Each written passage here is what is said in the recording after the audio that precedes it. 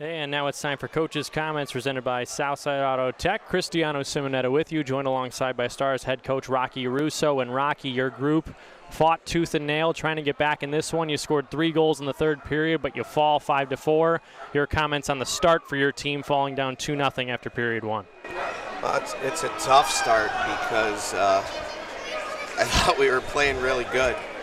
And, we were generating some chances, and then obviously – it's a tough penalty to take, and then we have a poor rotation on the PK, and it ends up in the back of your net. It's one of those things that happens, but we've been so good on the PK, I certainly can hardly complain about that part of our game.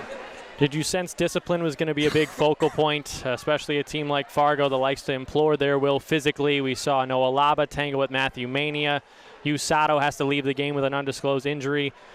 It just seemed like Fargo and your guys just going at it once again physically, and it seems like they got the momentum early, pushing you guys around, leading to that early lead. Well, it's for our players, obviously it's early on in the year, and there's a lot of learning to be done. And there were some lessons that got taught last weekend and this weekend, and I don't think we did a very good job of respecting our opponent on Saturday night after coming up with a big win on Friday. And we got away with it last week, and we didn't get away with it today. And when you really look at the game, you look at the stats, we outshoot them 40-25. We get a bunch of chances, and we hit 2 posts in the first period or second period on the power play. We had some chances in the first. Like, the game can look different if we find a way to bury a couple, but the difference is they buried their chances, and then the emotional side of things is what it is. Like, we're learning, and we have to learn when it's okay to play with emotion and when it's not, and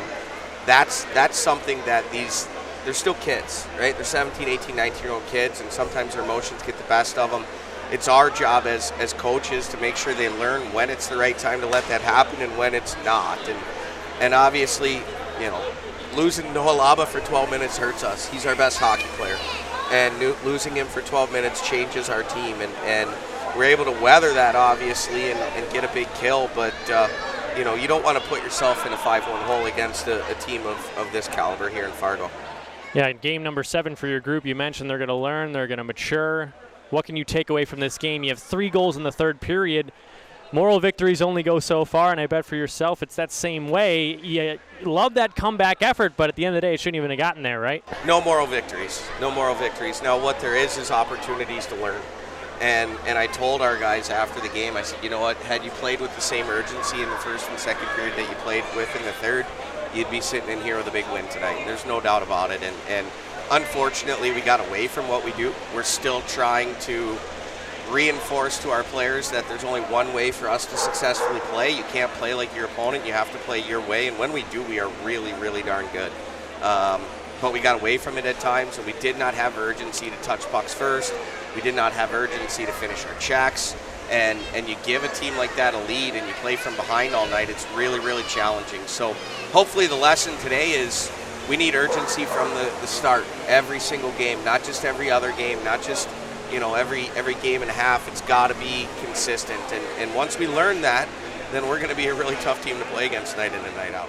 One last question for you, Rocky. Cameron Whitehead being thrown into the fire after Caden Mbarico was chased after allowing 5 goals on 20 shots. He stops a big breakaway to kind of spearhead that rush of 3 goals. What'd you like from 39 coming in? Because that's a tough role for a goaltender, being cold all night. You're thrown in, your team's down by 4, and I thought Whitey did a good job. Yeah, I thought about making that change at the end of the second period, and I did, and it's easy to second-guess yourself after the fact, but the 5th one was tough because we flat-out dominated the first minute and 45 seconds of the second period, or third period, and then the first shot they get goes in the net, so that's a challenge for us, but it is what it is. Like, Caden was outstanding last night, big reason why we won. So, much like every other player, you have an off night. It's just unfortunate that he can't dig that one save up for us, because if I think he does, it really changes the whole complexion of the game. But Cameron came in, he's a pro, and his head's on. He's ready to go in the net and make some saves right away, and he was able to kind of settle things down for us and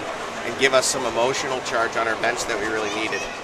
That was Coach's comments presented by Southside Auto Tech. Lincoln falls 5-4 against the Fargo Force. You just heard from Stars head coach Rocky Russo. Lincoln will be back in action next Friday night in Waterloo at Young Arena. You'll hear those cowbells as the Stars take on the Blackhawks. We'll see you then.